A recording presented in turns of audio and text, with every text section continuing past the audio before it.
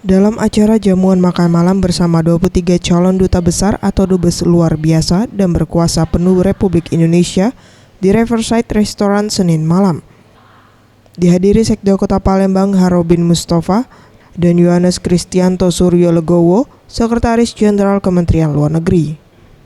Dalam sambutannya, Harobin Mustafa menyampaikan kegiatan ini merupakan silaturahmi para calon duta besar Indonesia untuk mengenal Kota Palembang.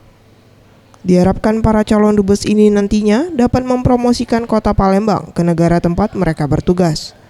Selain meningkatkan kunjungan wisatawan, para investor dapat menanamkan modalnya di Palembang.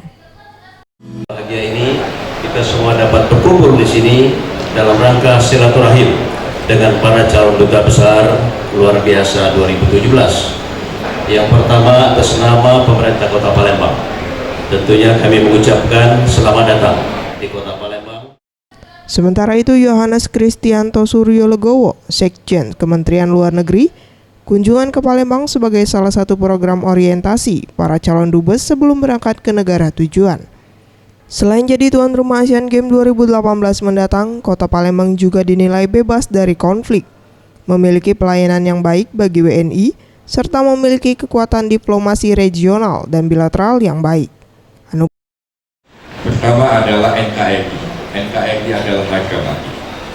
Yang kedua adalah masalah perlindungan dan pelayanan WNI. Dan ketiga, masalah diplomasi ekonomi.